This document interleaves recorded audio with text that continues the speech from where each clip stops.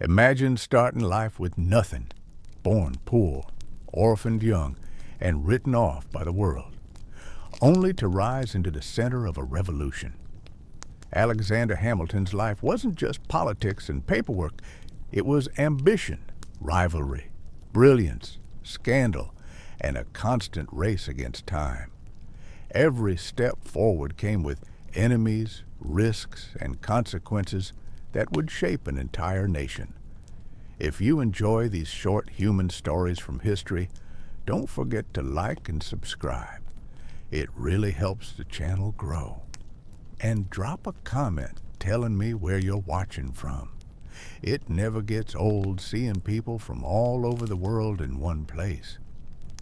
Tonight, we're diving into the entire life of Alexander Hamilton, from obscurity to legacy.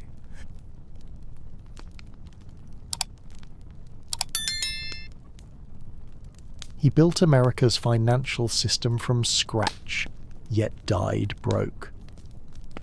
Alexander Hamilton was one of the most brilliant minds of the founding era, but his life ended in a bloody duel over pride and politics. Long before the wars, the politics and the power, there was an island, quiet, humid, swept by salt and wind. Nevis in the British West Indies sat small and almost invisible on the map of the world. But in the mid-18th century, that's where one of history's sharpest minds was born. Alexander Hamilton.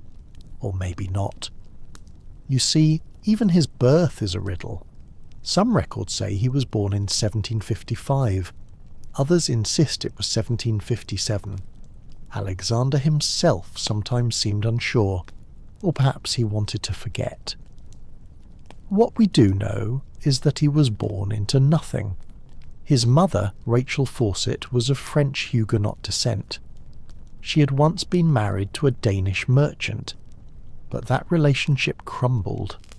Her divorce wasn't recognised by the church, so when she began a relationship with James Hamilton, Alexander's father, it was considered scandalous. They were never legally married, which made young Alexander illegitimate. That word carried weight back then. Heavy weight. It meant doors closed before you could knock. It meant whispers in the street. It meant shame you didn't earn but had to carry. Alexander grew up surrounded by economic hardship. His father struggled to find steady work. His mother, although resourceful and determined, couldn't shield him from poverty. The family moved from Nevis to St. Croix trying to build a life, but bad luck followed them like a shadow. When Alexander was round 11, James Hamilton abandoned the family, likely ashamed and unable to provide. 2 years later, Rachel died of a fever, likely yellow fever, leaving Alexander and his older brother orphans. Just like that, everything was gone. Alexander was barely a teenager. He had no father, no mother, no inheritance, no title. But he had two things that would carry him further than any noble name could: his mind and his pen. And while the world saw just another colonial orphan, small, skinny and forgettable, Alexander Hamilton was already quietly preparing to prove them all wrong. Because sometimes the people with the least end up doing the most. After his mother's death, young Alexander Hamilton was left with little more than her name and the burden of survival. He and his brother were taken in by a cousin, Peter Lytton, but that refuge didn't last. Within a year, Lytton died by suicide. Alexander was once again homeless. Not yet 14, he had no stable shelter, no family to lean on, and no education beyond the basics his mother had managed to give him. He found work as a clerk at an import-export firm run by a merchant named Beckman and Kruger on the island of St. Kitts. It wasn't glamorous. He handled invoices, tracked cargo, calculated currency exchanges and kept ledgers. But for a boy with a hungry mind, it was a school in itself. Day by day, Alexander absorbed the rhythms of commerce, learning how the world really worked, not in textbooks, but in ships and sugar and debt. He was trusted, efficient, and sharp. By the time he was 15, he was left in charge of the entire business when the owner was away. Think about that. Most teenagers couldn't be trusted to sweep a floor properly. Alexander was managing trade routes, but the sea air wasn't filled with opportunity. It was thick with slavery, economic despair, and colonial hierarchy. Alexander saw it all up close, and he hated it. He started writing. His letters were thoughtful, observant, sometimes poetic. They weren't just teenage ramblings. They had power, structure, and vision. He'd write about hurricanes as if describing a god's fury. He'd discuss politics, faith, morality. Then came the storm. In 1772, a hurricane tore through St. Croix. It ravaged buildings, sank ships, and left the island gasping. In the aftermath, Hamilton wrote a detailed account of the disaster for the local newspaper. But it wasn't just a news report, it was art. A 15-year-old boy described wind and water with the grace of a novelist and the insight of a philosopher. Local leaders read the piece and were stunned.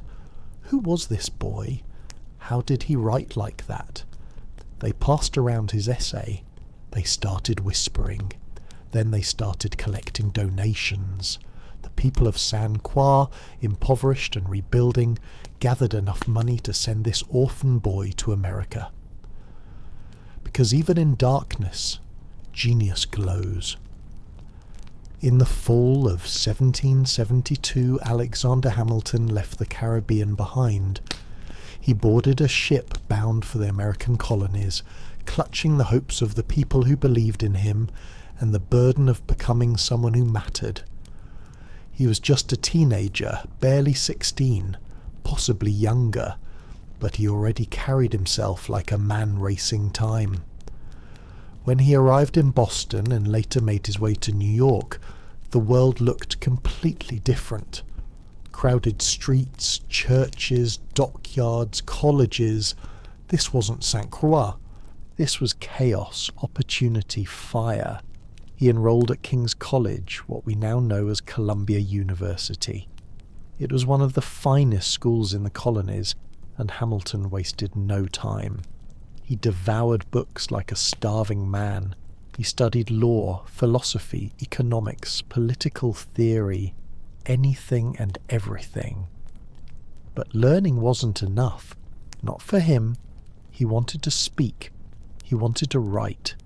And more than anything, he wanted to shape the world around him. The colonies, meanwhile, were teetering on the edge of revolution. Tensions with Britain had reached a boiling point. Taxes, soldiers, tyranny. The streets pulsed with the electricity of rebellion, and Hamilton stepped right into it. He started writing political essays under pseudonyms, defending the colonist right to resist British rule. Readers thought the author must be a seasoned scholar or a high-ranking official. When they found out it was a teenager, they couldn't believe it. Soon, Hamilton began giving speeches in public squares, fiery, bold, overflowing with ideas. He wasn't just echoing popular slogans, he was thinking ahead, imagining a new kind of government, a new kind of future, and people noticed. New York was full of revolutionaries, but Hamilton stood out. He wasn't from the elite families. He had no pedigree. But he had something better.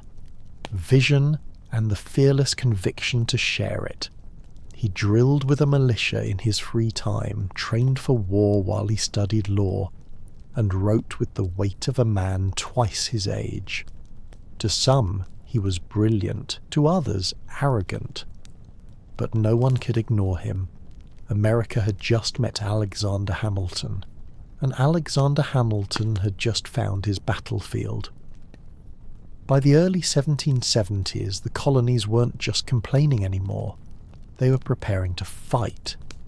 The British Crown had tightened its grip with taxes, troops, and proclamations. And while some men hesitated, others stood up. Alexander Hamilton was one of them. Still a student at King's College, Hamilton couldn't sit still. He joined a New York volunteer militia called the Hearts of Oak. They were young, mostly students, and woefully inexperienced. But what they lacked in training, they made up for in passion. Each morning before sunrise, Hamilton drilled with his comrades in a graveyard beside Trinity Church.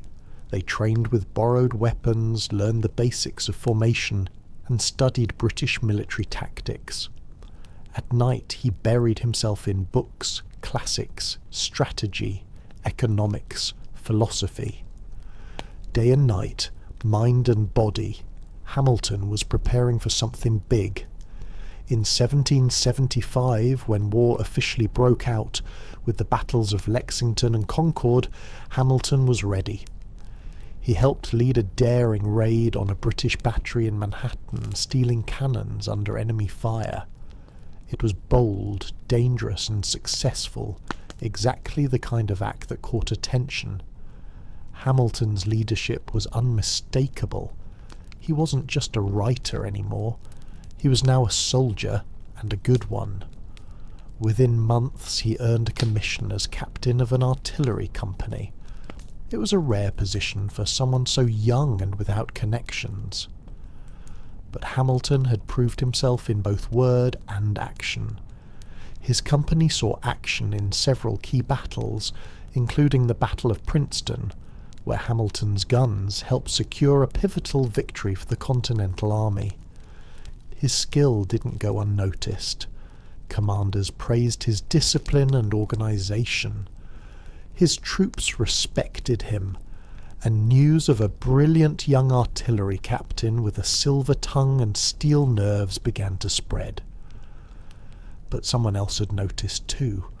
Someone who would change Hamilton's life forever. General George Washington. Washington, commander of the Continental Army, was constantly on the lookout for men who could think, lead, and act under pressure. And in Alexander Hamilton he found all three. Hamilton had no way of knowing, but his days as a frontline officer were numbered. He was about to be called somewhere even more powerful than the battlefield. He was about to step inside the war room of a revolution. In 1777, something unexpected happened. Alexander Hamilton, barely in his 20s, commanding an artillery unit with growing respect, received an invitation. General George Washington wanted him not as a field commander, but as part of his inner military staff. At first glance, it might have seemed like a step backward. Hamilton loved the battlefield. He thrived on action, movement, and strategy under fire. But this was different. This was Washington, and this offer wasn't a demotion. It was a doorway into the very heart of the revolution. Hamilton accepted. Washington made him an aide-de-camp, a kind of chief of staff. But in truth, he was far more than a glorified secretary. He became Washington's most trusted advisor, writing letters, orders, and diplomatic messages, many in Washington's voice. Hamilton's pen never stopped moving. His words carried authority, clarity, and purpose. He corresponded with generals, governors, and Congress. When orders needed to be obeyed, Hamilton's letters made sure they were. His writing was as sharp as his thinking, and he worked day and night, often by candlelight with stacks of parchment and ink-stained hands. Washington relied on him for more than paperwork. Hamilton became a voice in his ear, a strategist, a sounding board. Despite the massive difference in age and status, there was mutual respect.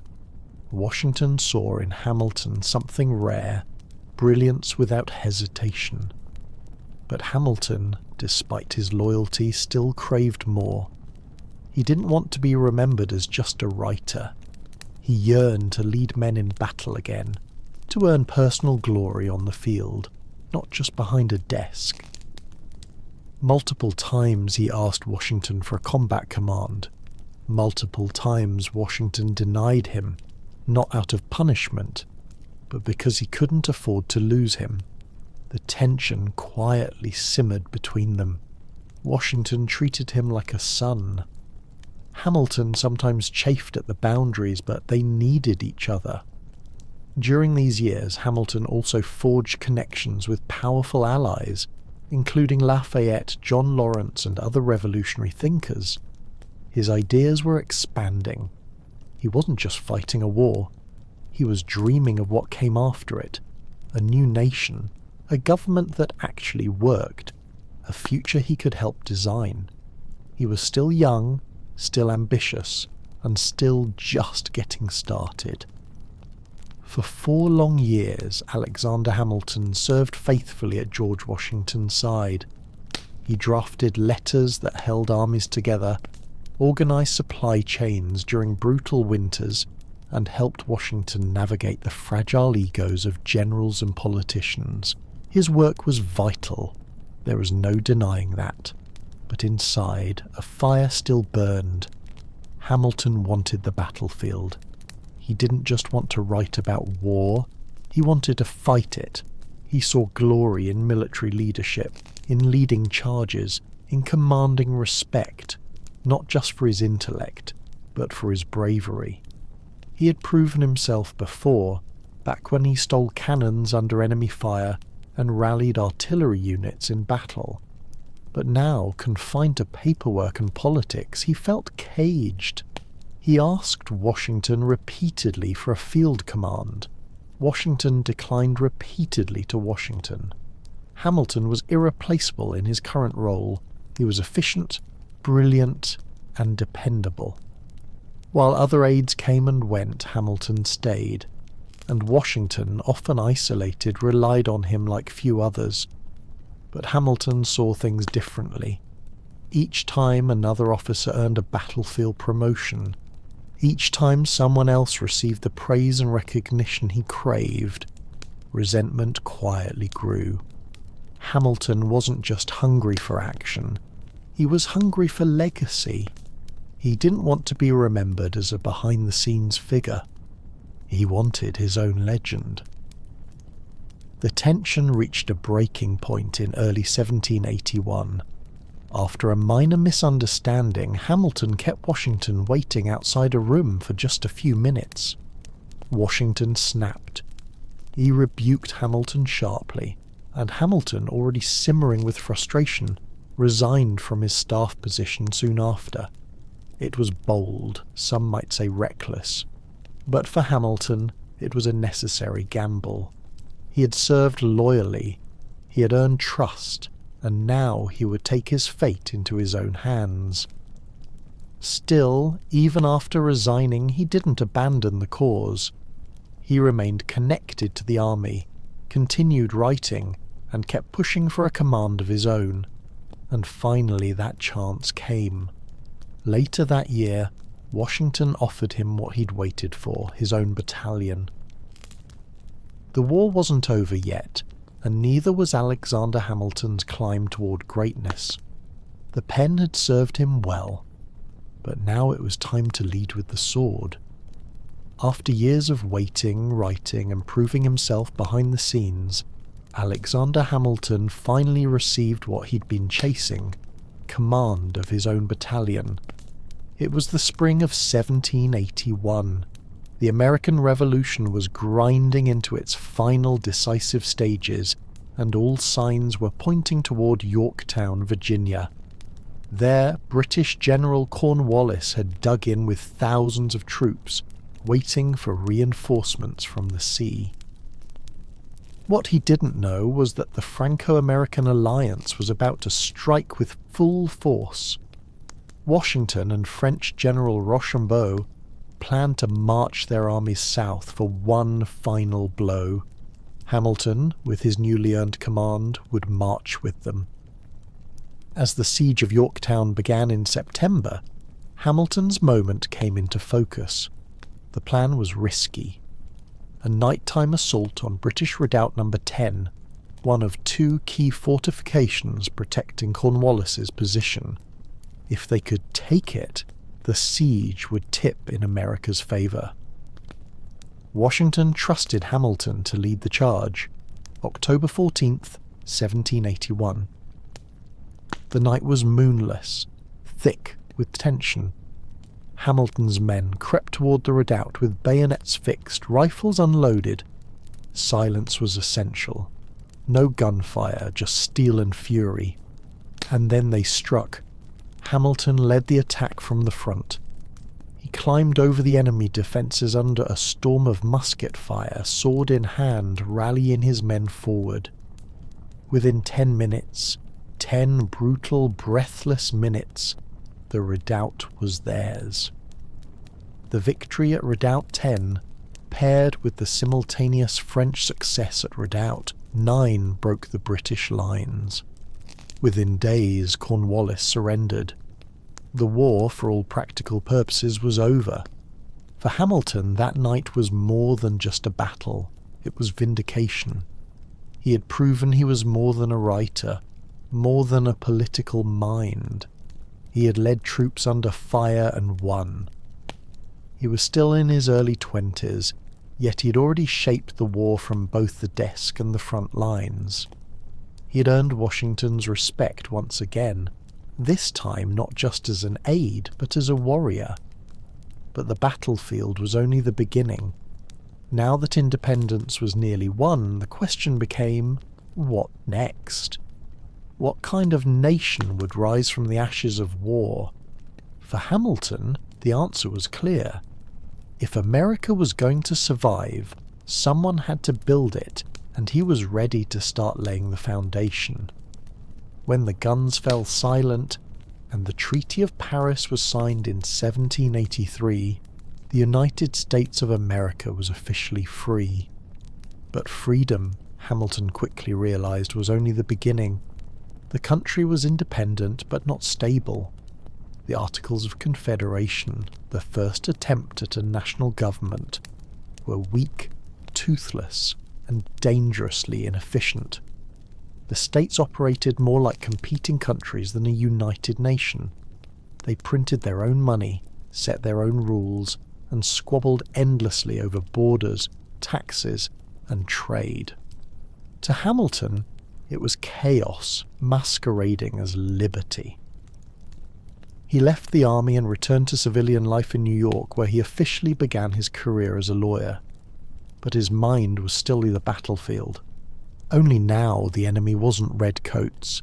It was disorder, economic instability, and a lack of federal power. Hamilton believed deeply in structure, in systems, in a central government strong enough to hold the country together. And he feared that without it, everything they had just fought for would collapse. So he started writing again. He wrote essays, letters, and proposals.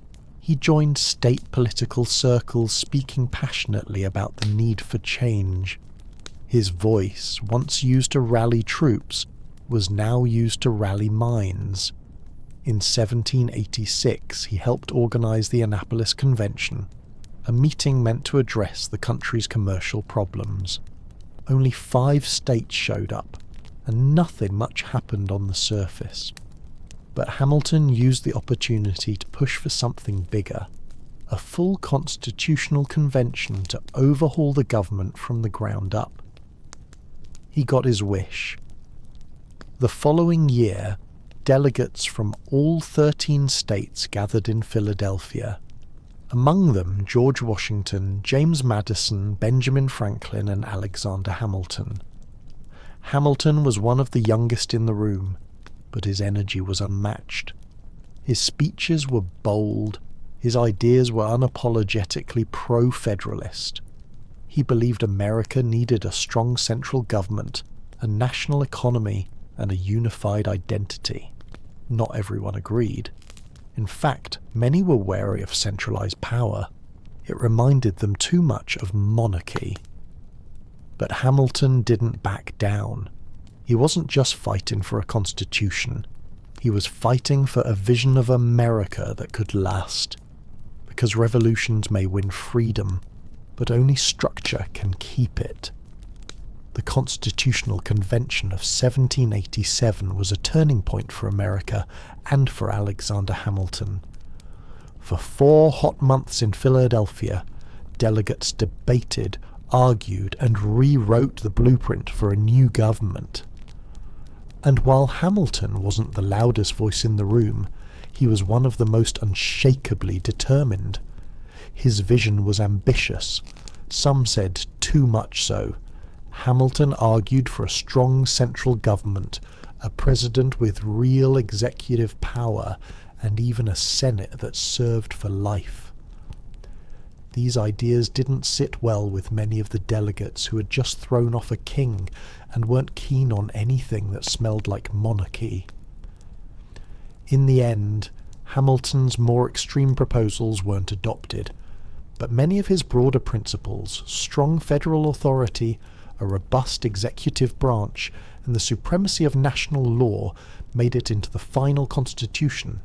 Still, the fight was far from over. The Constitution had been written, yes, but it still needed to be ratified by the states, and that wouldn't be easy. Opposition was fierce, especially from people who feared losing state power or saw the new federal system as a threat to individual liberty.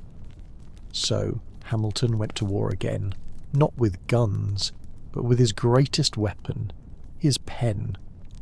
He joined forces with James Madison and John Jay to write a series of essays defending the new constitution, published under the shared pseudonym Publius. These essays were aimed at ordinary citizens, clear, logical, and persuasive. Hamilton wrote the majority of them, 51 out of the 85 essays, sometimes drafting several per week late into the night by candlelight. These became the Federalist Papers. Each essay tackled a different question. Why do we need a stronger government? How will checks and balances protect freedom? Why should people trust a national judiciary? Hamilton poured his soul into these arguments. He wasn't just defending a document. He was defending the very future of the Republic. And it worked. Slowly, state by state, the Constitution was ratified. In 1789, it officially became the supreme law of the land. The United States now had a government, and Alexander Hamilton, he wasn't just one of its architects, he was about to become its chief engineer.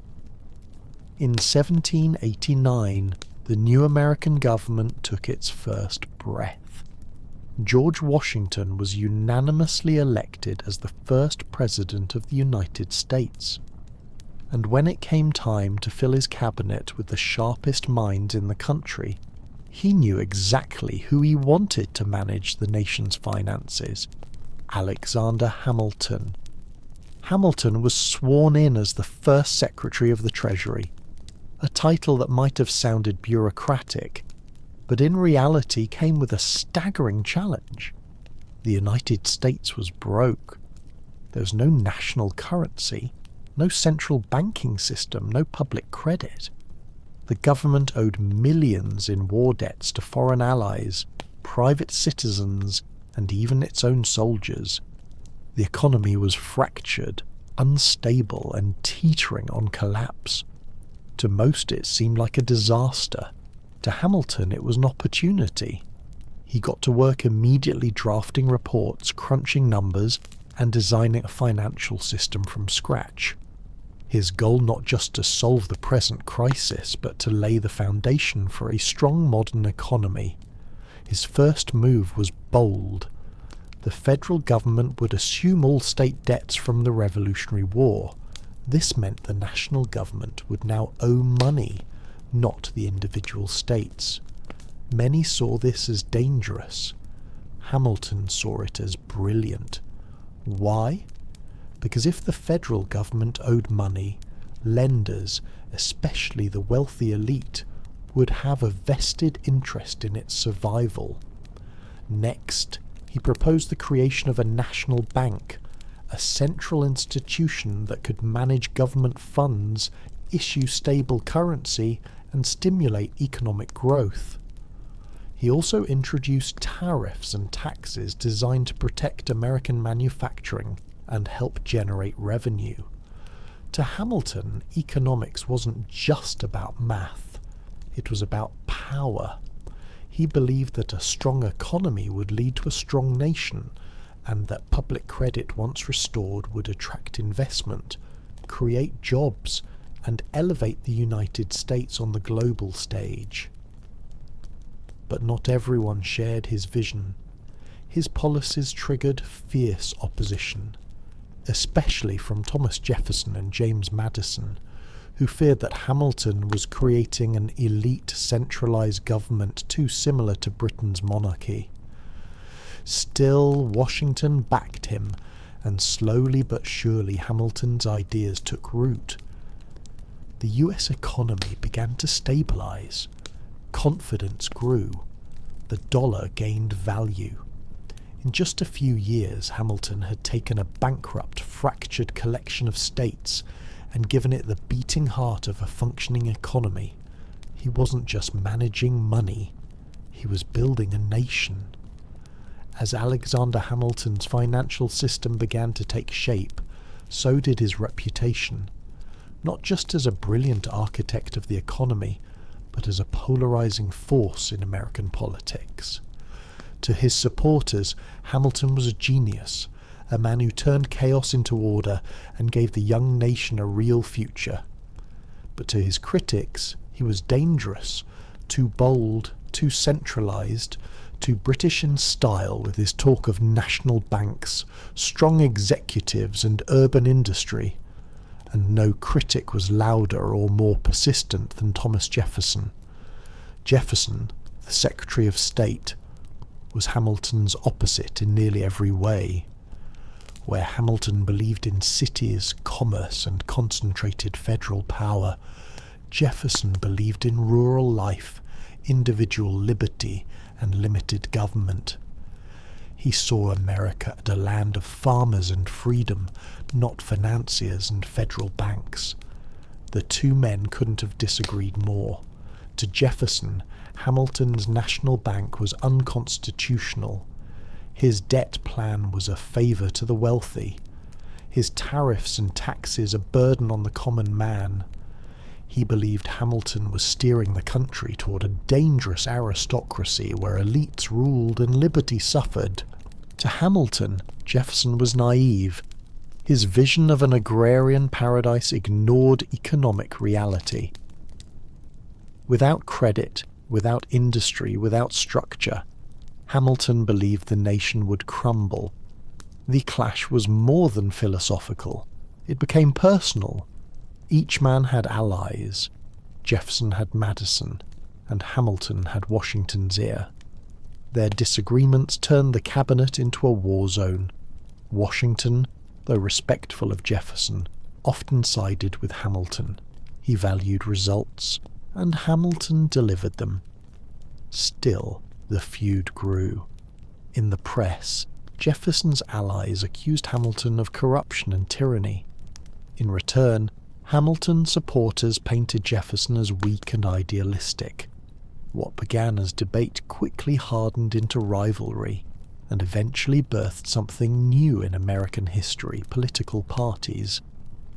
Hamilton's followers became known as the Federalists, Jefferson's the Democratic Republicans. The country, still young and fragile, was now splitting into factions. It wasn't what the Founding Fathers had wanted, but it was what the moment demanded. And right in the centre of it all stood Alexander Hamilton. Praised, hated, unstoppable. He had built an economy. Now unknowingly, he had helped build the machinery of American politics. The United States had barely found its footing before it began to divide, not by geography, but by ideology. And at the heart of this division stood two powerful opposing minds, Alexander Hamilton and Thomas Jefferson. Hamilton never intended to start a political party, but his policies, national debt consolidation, a central bank, manufacturing support, and a strong executive were radical enough to make him a symbol of a broader political movement. His followers, urban merchants, financiers, lawyers, and many war veterans rallied around his ideas. They called themselves Federalists. On the other side, Jefferson James Madison spoke to farmers, artisans, and states' rights advocates. They feared that Hamilton's version of government would turn the Republic into an oligarchy ruled by banks and elites. They formed what would become the Democratic Republican Party. This was the birth of America's first party system. The press, which had once focused on foreign affairs and commerce, now became weaponized. Partisan newspapers sprang up like wildfire. Hamilton's allies wrote fiery editorials defending central authority and financial discipline. Jefferson's camp countered with blistering critiques, accusing Hamilton of betraying the revolution by building a system that benefited the rich. Hamilton, ever combative, gave as good as he got. He wrote under pseudonyms, leaked damaging letters, and used his incredible skill with language to shape public opinion. He wasn't just managing policy. He was managing narratives. Washington, who deeply disliked factionalism, grew increasingly uncomfortable. He had hoped that his presidency would set a tone of unity. But by the end of his second term, the cabinet was a political battlefield and the nation a house divided. Eventually, Jefferson resigned from Washington's cabinet, disgusted by Hamilton's influence. But even in resignation, his movement grew stronger. And then came the election of 1796, America's first real contested presidential race. John Adams, a Federalist, won. But Jefferson, his opponent, became vice president under the rules of the time. It was an awkward, tense administration, and Hamilton, although no longer in the cabinet, still pulled strings from behind the curtain. The revolution had created a nation, but Hamilton and Jefferson had created something longer lasting, the template for American political conflict. Ideas versus power, cities versus farms, central versus local, and the fight was far from over. Alexander Hamilton had built a reputation as a man of brilliance, order, and discipline. But in 1797, that image would shatter. It all began several years earlier during the summer of 1791. Hamilton, then the Secretary of the Treasury and one of the most powerful men in the country, was approached at home by a young woman named Maria Reynolds. She claimed her husband had abandoned her and asked Hamilton for financial help. He agreed. But what followed wasn't charity. It was an affair. Hamilton and Maria Reynolds began a secret relationship that lasted for months. But it wasn't just an affair, it turned into a trap. Her husband, James Reynolds, found out and blackmailed Hamilton, demanding money to keep silent. Rather than end the affair immediately, Hamilton continued to pay and continued to see Maria. Eventually the situation unravelled. In 1797, political enemies, including Thomas Jefferson's allies, uncovered the payments. They suspected Hamilton was involved in financial corruption, using government funds improperly. In reality, the payments were personal, not political. But Hamilton knew the story would explode, so he did something almost unthinkable. He told the truth. In a 95-page public document now known as the Reynolds pamphlet, Hamilton confessed to the entire affair in shocking detail. He admitted to adultery, to the blackmail payments, and to the personal disgrace it brought. but he denied any financial misconduct in his public office. It was the first major sex scandal in American political history, and it ruined him. Public reaction was brutal. Some were stunned by his honesty, others repelled by the behaviour itself. His enemies used it as proof that Hamilton was immoral and unfit for public life. Even his allies were shaken. His once sterling reputation took a permanent hit. At home, things were even worse. His wife, Eliza, was devastated. The woman who had supported him through war, scandal and politics now had to endure public humiliation. Hamilton never recovered politically. Though he continued to write and advise, he would never hold public office again. The man who built America's financial foundation had destroyed his credibility with one private mistake. His enemies cheered. But Hamilton, he wrote on, because no matter how deep the scandal, he still believed in shaping the future. After the publication of the Reynolds pamphlet, Alexander Hamilton's world changed. He'd exposed himself not just to save his public integrity, but to own his mistake. But honesty, as it turned out, came at a steep price. The American public was shocked. Many couldn't believe that the architect of the nation's economy, the man once whispered about with admiration, had fallen into such a personal scandal. The whispers turned into headlines, and the headlines turned into laughter. Political opponents pounced.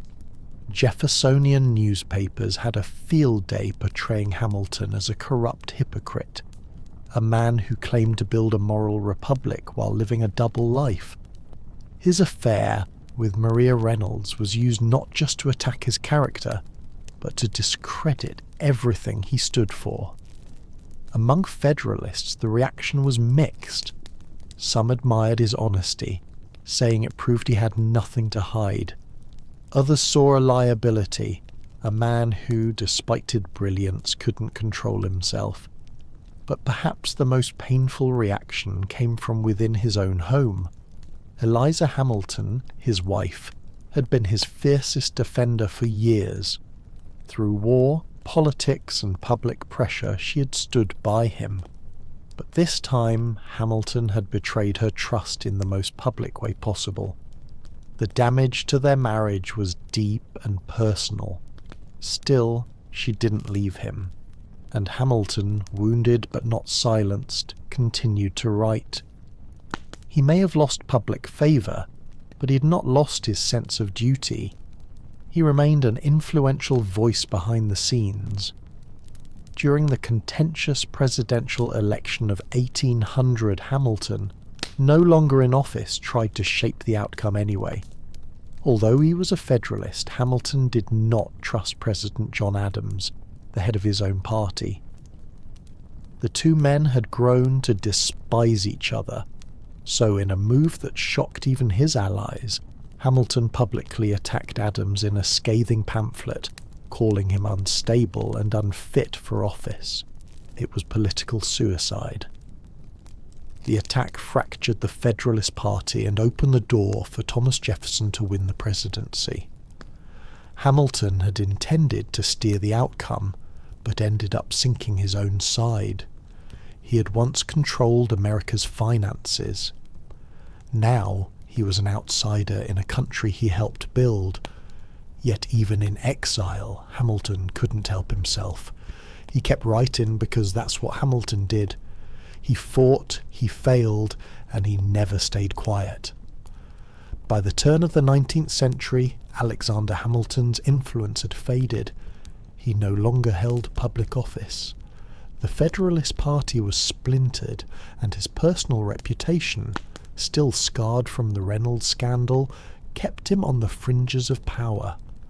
But if Hamilton was drifting from the centre of politics, someone else was quickly stepping into it. Aaron Burr, sharp, ambitious and unpredictable, Burr was a man Hamilton had never trusted. The two had crossed paths in New York politics for years. Burr was charismatic, calculating, and well-connected. He could charm a crowd just as easily as he could undercut an opponent. To Hamilton, Burr was dangerous, not because of what he believed, but because he seemed to believe in nothing. In the election of 1800, the rivalry between Burr and Hamilton deepened. Burr ran as Thomas Jefferson's running mate on the Democratic-Republican ticket, but due to a quirk in the electoral college system at the time, both Jefferson and Burr received the same number of electoral votes, a tie. The decision went to the House of Representatives, and Hamilton, though no friend to Jefferson, made a stunning choice. He backed Jefferson. In letters and conversations with Federalist representatives, Hamilton argued that while he disagreed with Jefferson's politics, at least Jefferson had principles. Burr, in Hamilton's eyes, had none. Burr loves nothing but himself. Sleep now. Let yourself sink deeper into that perfect relaxation. Your eyelids are heavy. So heavy it would take too much effort to open them now. Your limbs feel pleasantly weighted, impossible to move even if you wanted to, which you don't. You just want to drift all the way down into deep, restful sleep. That's it. Just let go completely. The day is done. The work is finished. Nothing more required of you now except to rest, to renew, to dream perhaps of different possibilities, different worlds. But for now, just sleep deep and peaceful, easy and calm. Sleep now. Sleep well, drifting deeper with each breath down and down into perfect, complete rest.